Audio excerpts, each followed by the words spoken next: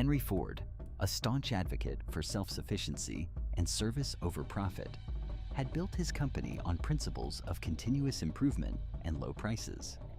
However, the post-WWI economic downturn and accumulated debts from buying out minority shareholders left the Ford Motor Company facing a severe financial crisis. This is their first-hand account of how they navigated the brink of collapse without resorting to external borrowing. By December 1920, the American economy is grinding to a halt. Automobile plants are closing. Bankers are taking control. And rumors begin to circle the biggest name of all, Ford. They say the company needs money. They say it cannot get it. Between January 1st and April 18th, 1921, Ford faces payments of $58,000. That includes $33 million in notes, $18 million in taxes, and a $7 million worker bonus. In the bank, they have only $20,000, a shortfall of $38 million. Wall Street assumes he will come to them hat in hand. They assume he has no other choice. This is not a history lesson. This is Henry Ford's private account. Act 2. Arc 1, The Gathering Storm on. In December of 1920, business across the country was marking time. More automobile plants were closed than were open, and a good number of those were completely in the charge of bankers. Rumors of bad financial condition were afloat concerning nearly every industrial company, and I became interested when the reports persisted that the Ford Motor Company not only needed money, but could not get it. I have become accustomed to all kinds of rumors about our company, so much so that nowadays I rarely deny any of them. But these reports were different. They were so exact, so circumstantial. I learned that I had supposedly overcome my prejudice against borrowing, that I might be found almost any day down in Wall Street, hat in hand, asking for money. Rumor even went further and said that no one would give me money, that I might have to break up and go out of business. It is true that we did have a problem. In 1919, we had borrowed $70 million on notes to buy the full stock interest in the Ford Motor Company. Of this, we had $33 million left to pay. We also had $18 million in income taxes due, or shortly to become due, to the government. And we intended to pay our usual bonus for the year to the workmen, which amounted to $7 million. Altogether, between January the 1st and April the 18th, 1921, we had payments ahead totaling $58 million. We had only $20 million in the bank. Our balance sheet was more or less common knowledge, and I suppose it was taken for granted that we could not raise the $38 million needed without borrowing, and that is a large sum of money. Without the aid of Wall Street, such a sum could not be easily and quickly raised. We were perfectly good for the money. 2 years before, we had borrowed $70 million. Since our whole property was unencumbered and we had no commercial debts, lending a large sum to us would not ordinarily have been a matter of moment. In fact, it would have been good banking business. However, I began to see that our need for money was being industriously circulated as an evidence of impending failure. Then I began to suspect that although the rumors came in news dispatches from all over the country, they might perhaps be traced to a single source. This belief was strengthened when we were informed that a very fat financial editor was at Battle Creek, sending out bulletins concerning the acuteness of our financial condition. Therefore, I took care not to deny a single rumor. We had made our financial plans, and they did not include borrowing money. I cannot too greatly emphasize that the very worst time to borrow money is when the banking people think that you need it. Arc 2. The Unpopular Gamble. We planned a thorough house cleaning. But first, you must see the conditions we faced. Along in the early part of 1920 came the first indications that the feverish, speculative business from the war was not going to continue. People slowed down in their buying. Our own sales kept right along, but we knew that sooner or later they would drop off.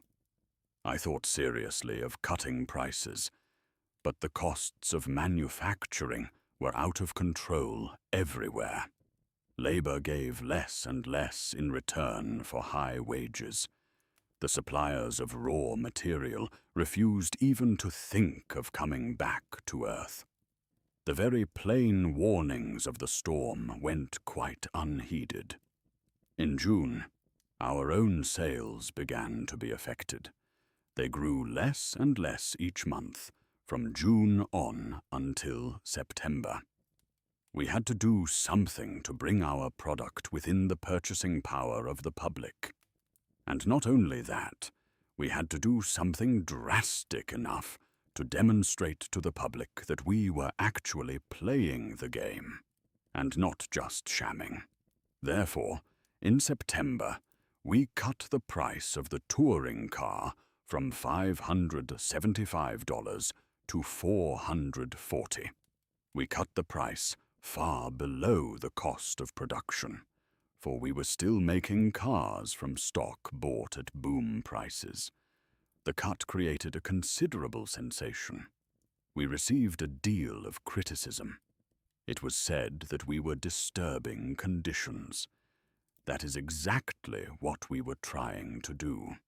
We wanted to do our part in bringing prices from an artificial to a natural level. I am firmly of the opinion that if other manufacturers had all made drastic cuts then, we should not have had so long a business depression. Hanging on in the hope of getting higher prices simply delayed the adjustment. Nobody got the higher prices they hoped for. Unemployment cut down wage distribution, and thus the buyer and the seller became more and more separated. There was a lot of flurried talk of arranging vast credits to Europe, the idea being that high-priced stocks might be palmed off there. It is true that those who had high-priced stocks might have gotten rid of them at a profit, but the banks would have acquired so much frozen credit that they would have more nearly resembled ice houses than banks. Our own sales, after the cut, increased, but soon they began to fall off again. We were not sufficiently within the purchasing power of the country. The public distrusted all prices. We laid our plans for another cut, and we kept our production around 100,000 cars a month. This production was not justified by our sales, but we wanted to have as much as possible of our raw material transformed into finished product before we shut down. We knew we would have to shut down. We wanted to open again with another big cut and to have cars on hand to supply the demand. Arc 3. Shutting the gates. We shut down in December, with the intention of opening again in about 2 weeks. We found so much to do that we did not actually open for nearly 6 weeks. The moment we shut down, the rumors concerning our financial condition became more and more active. I know that a great many people hoped that we should have to go out after money. For if we were seeking money, then we should have to come to their terms. We did not ask for money. We did not want money. We did have one offer. An officer of a New York bank called on me with a financial plan. It included a large loan and an arrangement by which a representative of the bankers would act as treasurer and take charge of the finance of the company. Those people meant well enough, I am quite sure. But we did not want to borrow. It so happened that at the moment we were without a treasurer. To that extent, the bankers had seen our condition correctly. I asked my son Edsel to be treasurer, as well as president of the company. That fixed us up as to a treasurer, so there was really nothing at all that the bankers could do for us. Then we began our house cleaning. During the war, we had gone into many kinds of work and had been forced to depart from our principle of a single product. This caused many new departments to be added. The office force had expanded. Much of the wastefulness of scattered production had crept in. We began throwing out everything that did not contribute to the production of cars. The only immediate payment we made was the purely voluntary one of a $7 million bonus to our workmen. We paid it on the 1st of January out of our cash on hand. Then the real work began. We cut our office forces in half and offered the office workers better jobs in the shops. Most of them took the jobs. We abolished every order blank, every form of statistics that did not directly aid in the production of a car. We had been collecting tons of statistics because they were interesting. But statistics will not construct automobiles. So, out they went. We took out 60% of our telephone extensions. Only a comparatively few men in any organization need telephones. We formerly had a foreman for every 5 men. Now, we have a foreman for every 20. The other foremen are working on machines. We made that cut by applying the rule that everything and everybody must produce or get out. We cut the overhead charge from $146 a car to $93 a car. When you realize what this means on more than 4,000 cars a day, you will have an idea how, not by economy, but by the elimination of waste, it is possible to make an impossible price. Arc 4. The turnover engine. Most important of all, we found out how to use less money in our business by speeding up the turnover. We had 35 branches throughout the country. These are all assembling plants. They had stopped making parts, but they went on assembling cars from the parts we had shipped them before the shutdown.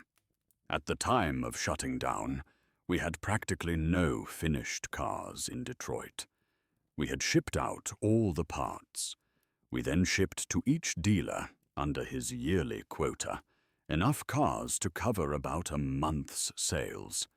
The dealers worked hard on sales. We forced them to take the cars, and we demanded payment in cash. During the latter part of January, we called in a skeleton organization of about 10,000 men, mostly foremen and sub-foremen, and we started Highland Park back into production.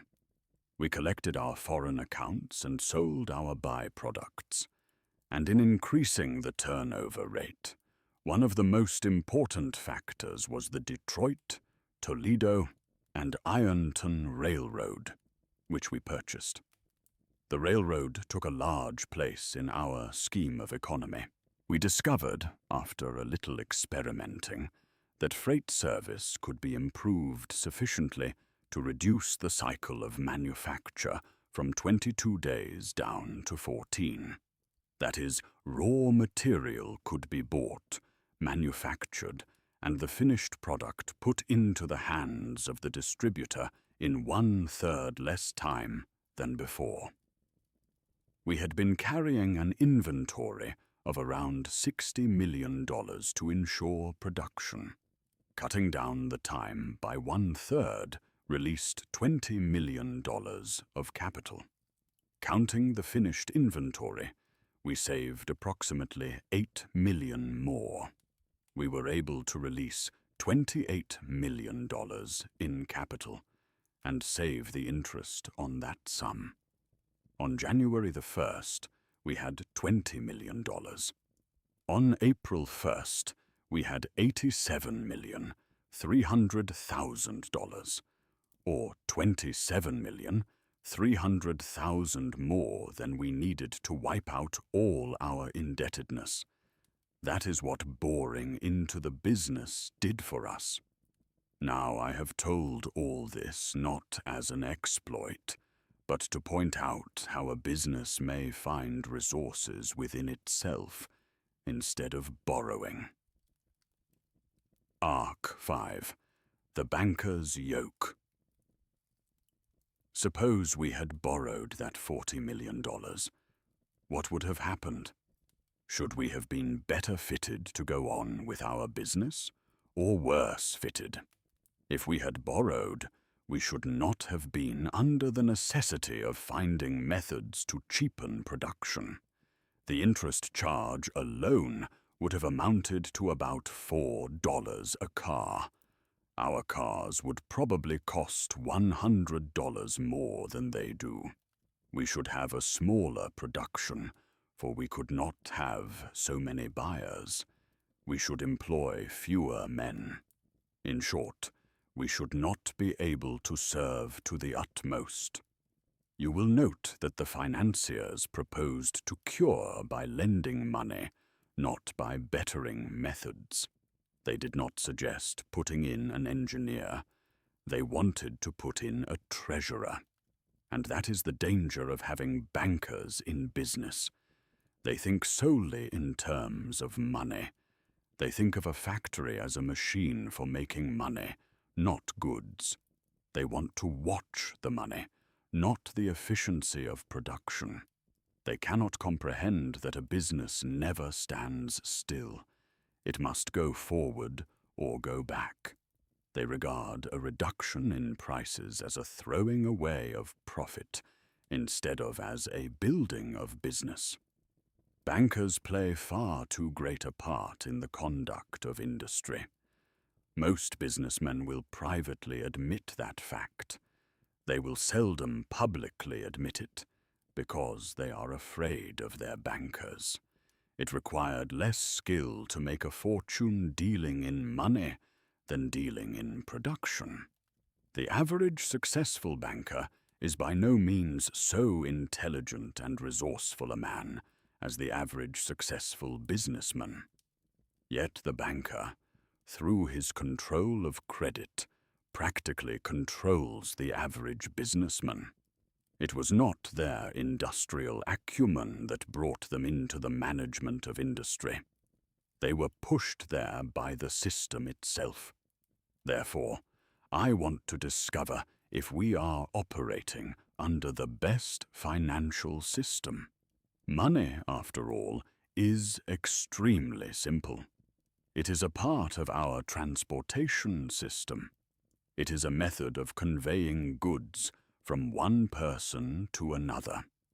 But when is a dollar a dollar? If yardsticks were today 42 inches and tomorrow 33, the people would mighty soon remedy that. A dollar that stays 100 cents is as necessary as a pound that stays 16 ounces.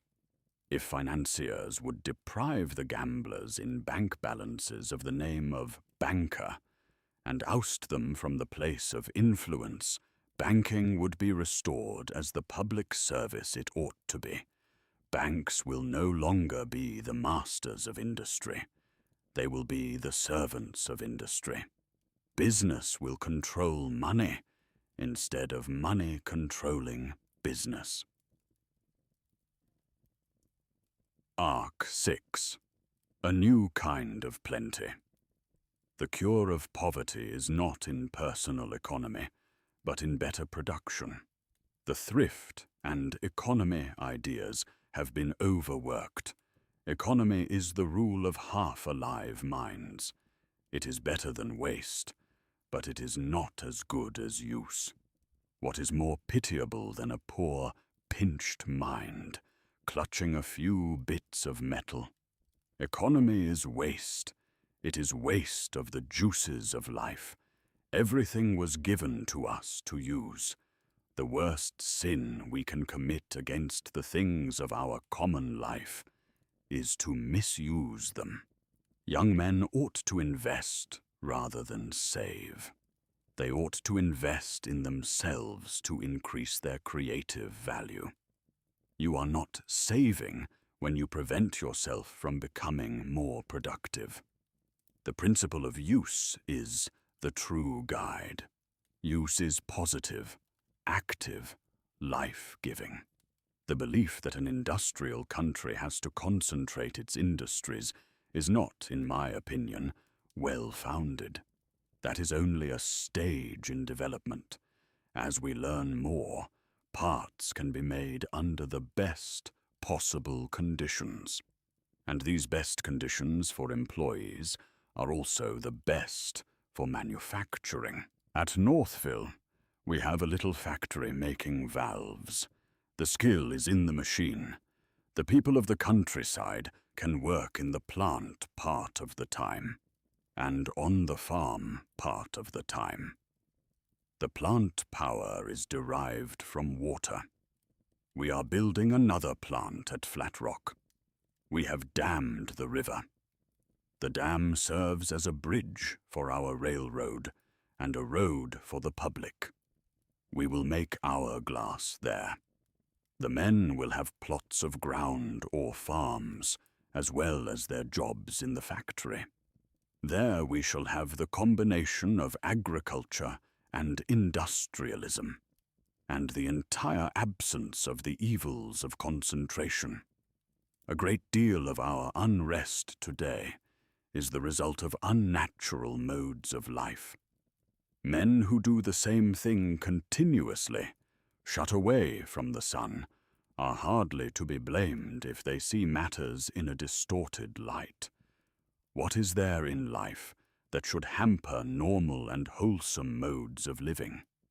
It is not at all impossible. What is desirable and right is never impossible. It would only mean a little teamwork, a little less attention to greedy ambition, and a little more attention to life.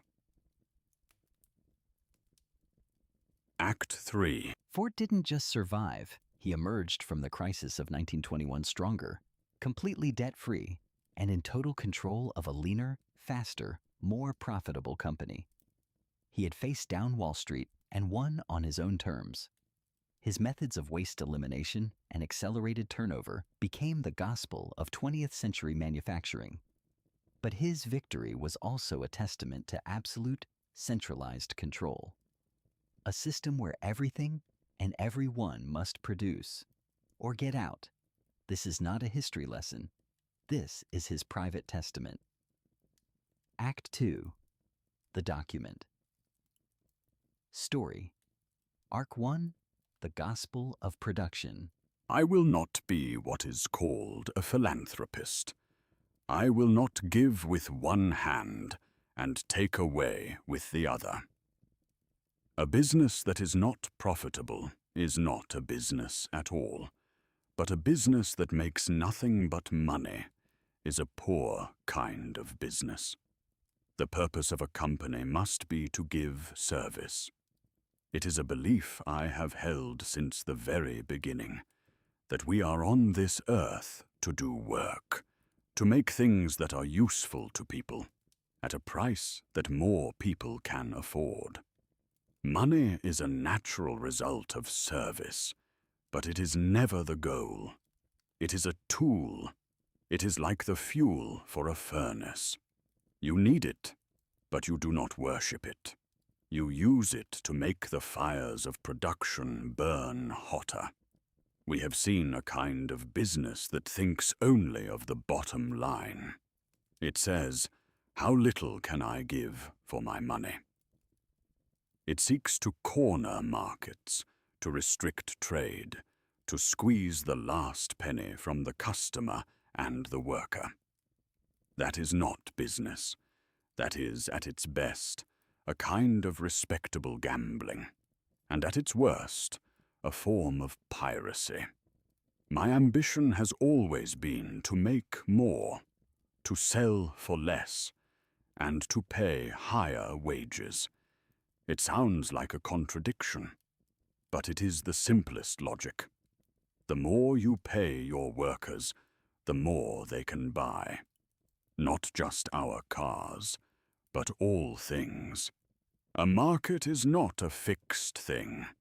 It is not a pond that you can fish out. A market is made of people, and the more people who have the means to participate, the larger the market becomes for everyone. It is a virtuous cycle, powered by production. The foundation of it all is the absolute elimination of waste. Waste is the enemy. It is a sin against the very idea of work.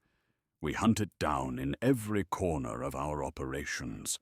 Wasted time, wasted material, wasted motion. Most people think of waste as simply throwing things away.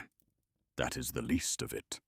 The real waste is the man who walks 10 feet when he only needed to walk 1. It is the bolt that requires 3 turns of a wrench when a better design would need only 1. It is the manager in an office who creates nothing but paperwork for other men to handle. We analyzed every operation.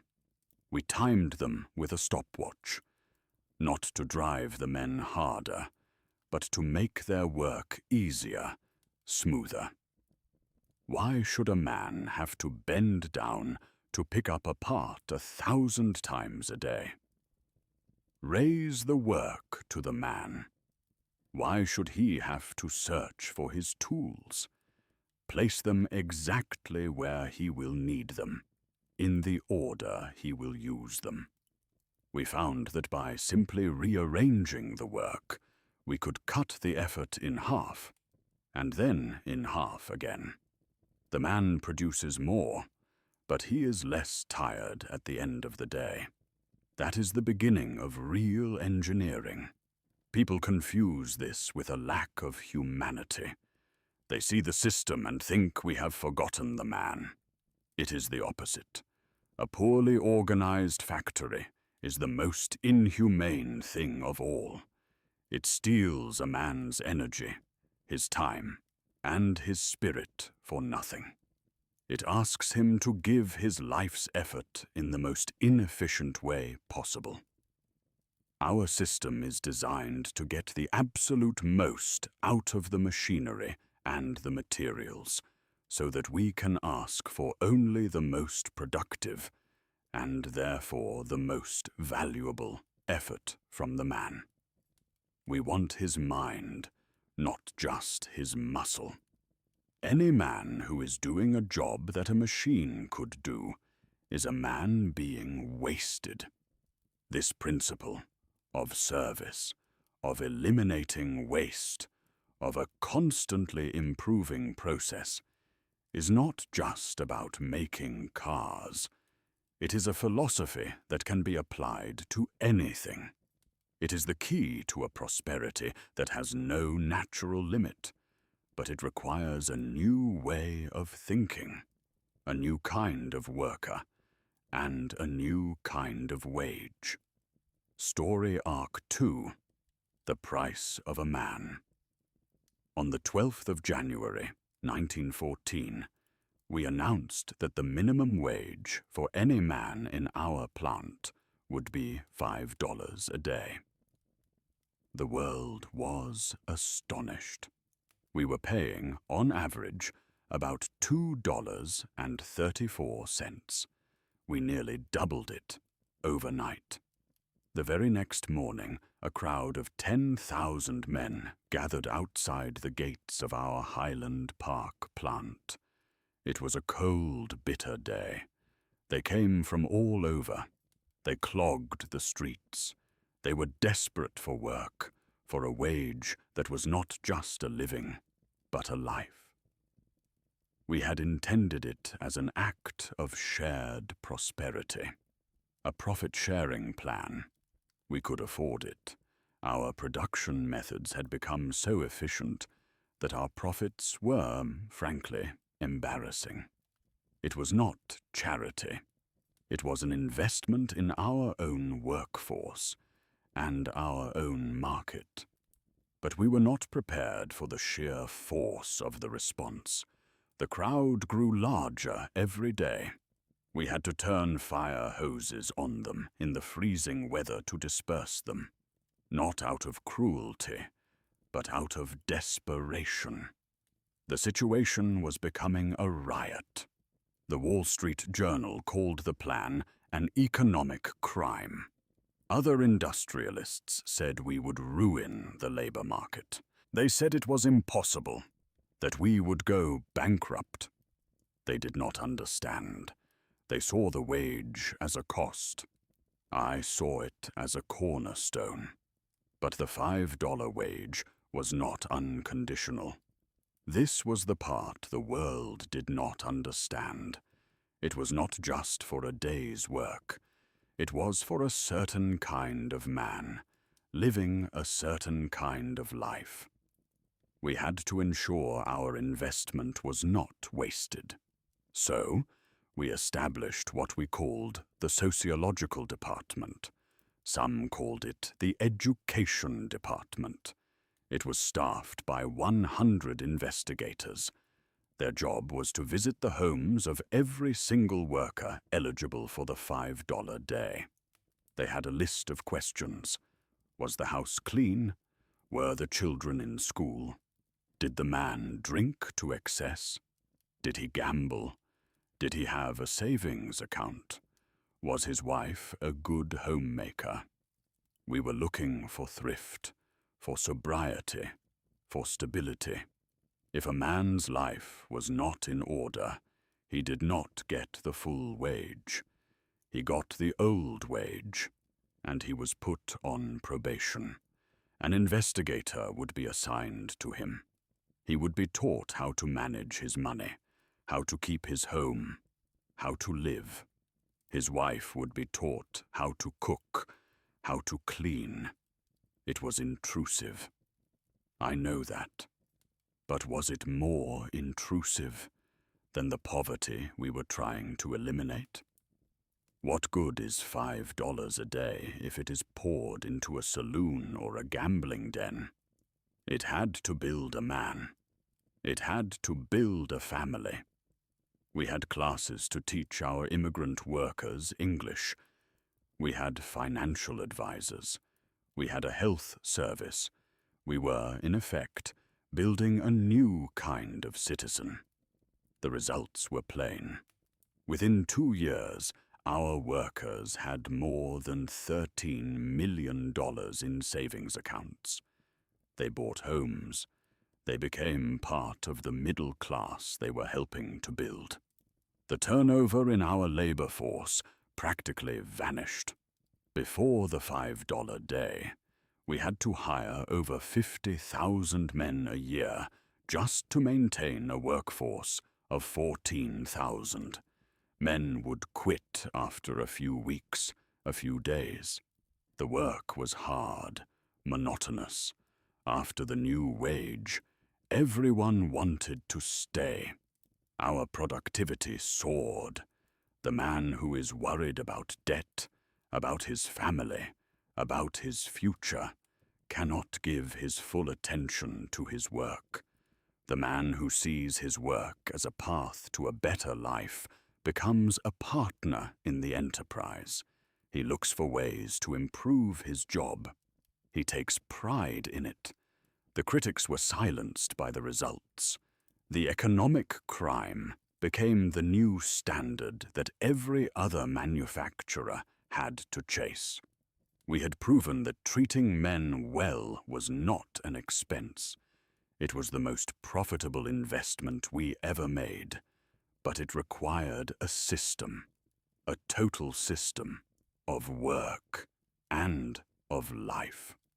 Story Arc 3: The River of Iron. Before we perfected our methods, the assembly of a Model T chassis was chaos. The frame was laid on the floor, and the men would swarm around it. They would run back and forth to piles of parts, carrying what they needed. It was a scramble. A man would carry a fender from a stack 50 feet away. Another would have to hunt for the right bolts. They got in each other's way. They spent more time walking and fetching than they did assembling. It took one man 12 hours and 28 minutes of labor to build one chassis. The first step was simple. We brought the parts to the man.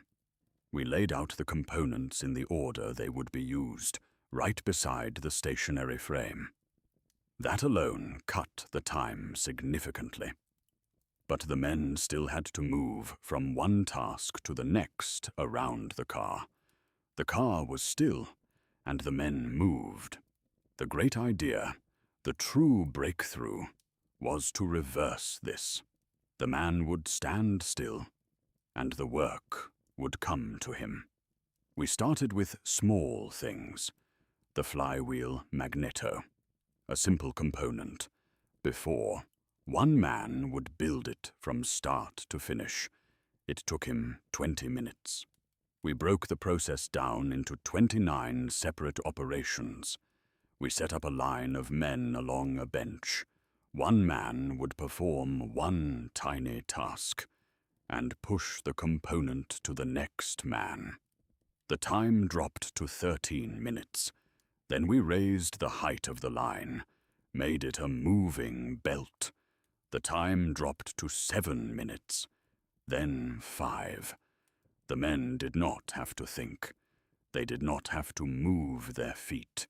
They simply performed one small perfected motion over and over. The work flowed past them like a river. We applied this to everything: the engine, the transmission, and finally, the chassis itself. We tried pulling it along the floor with a rope and windlass. We set up a line of 6,000 feet. Men stood on either side, each with a specific part to add as the frame slid past. The results were beyond anything we had imagined. The assembly time of 12 hours and 28 minutes dropped to 5 hours and 50 minutes. We were astounded. We refined the line. We built it at waist height. We perfected the speed. We experimented constantly. How fast should the line move? 6 feet per minute was too fast. 4 feet was better. We found the perfect speed, the perfect height, the perfect sequence.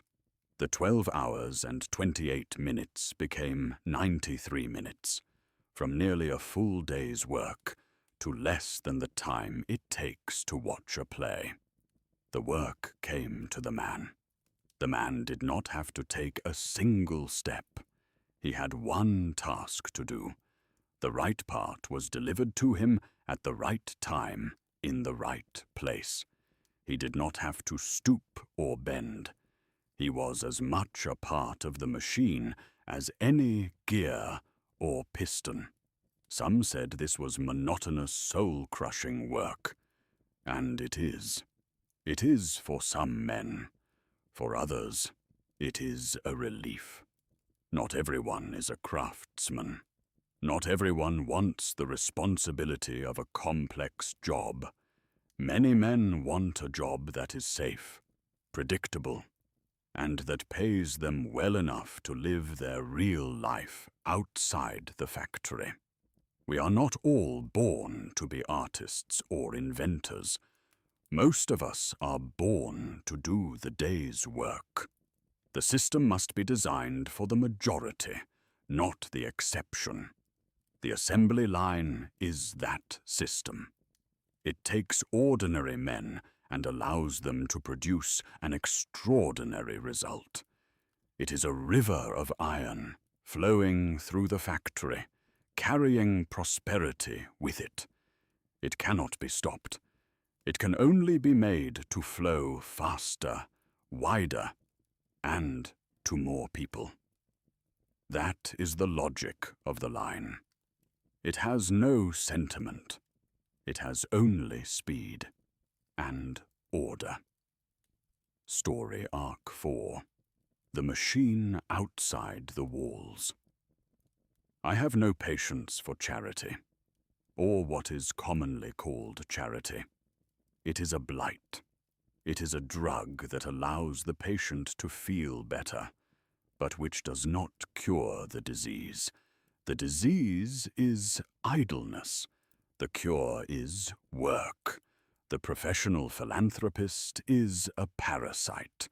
He makes a living from the troubles of others, but he does not solve them. My goal has always been to make charity unnecessary, to create a system where every man can stand on his own 2 feet.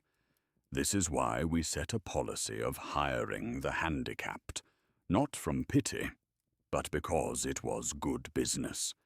We made a thorough survey of every job in our factory. We found that 7,882 jobs could be done by men with 1 leg, 1,238 by men with 1 arm. 2 jobs could be done by a man with no arms at all. In 1919, we had 9,563 substandard men on our payroll. Of these, 123 had lost an arm. 4 had lost both arms. 207 had lost a leg. 1 had lost both legs. 10 were completely blind. They were not given special, easy jobs. They were given a real job that they could do, and they were paid the full wage. We placed a 1-legged man on a job where he could sit. We put a blind man on a job sorting parts where touch was more important than sight. We did not create a cripples department. That would be charity. We placed them in the main flow of work. They were not dependents. They were productive workers. It is a waste to see a man's disability, and not his ability. The man who is missing a leg has 2 perfectly good arms. The man who is blind may have a sense of touch that is more acute than any sighted man. The system must be smart enough to use the abilities that a man has, not mourn the ones he lacks. The same principle applies to men coming out of prison. We never ask a man about his past. It is none of our business. He is not his past. He is his present work. We had hundreds, perhaps thousands, of former convicts in our employ. They were some of our best workers. Society had thrown them away. They were considered waste. We took them in, gave them a job, paid them a man's wage, and held them to the same standard as everyone else. The vast majority became honest, productive citizens.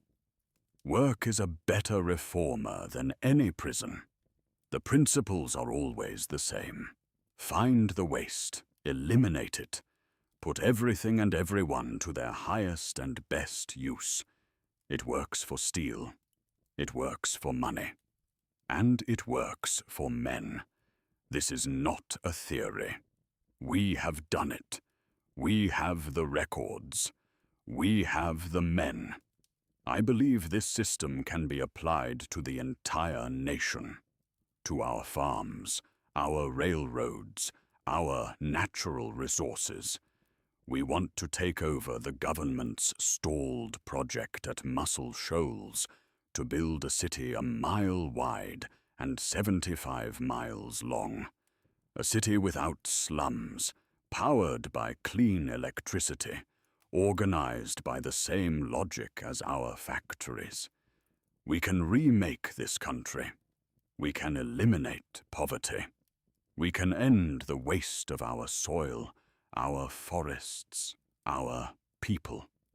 It only requires the courage to see the world not as it is, but as a machine that can be perfected. A machine where every part has its purpose, and every part must work. Act 3. The Frictionless Handoff. Henry Ford never got to build his 75-mile city at Muscle Shoals, but he did build something far larger, the blueprint for the 20th century. His methods, the assembly line, the high wage for high production, the relentless war on waste, became the global standard. He put the world on wheels and created a new middle class, all while accumulating a personal fortune that was by any measure unimaginable. He saw humanity as a grand, inefficient machine in need of a good mechanic. And in his factory, he was the undisputed master of the system. A system that offered prosperity at a price, the absolute subordination of the individual to the process. Produce or be waste. There are more voices in the archive waiting to be read.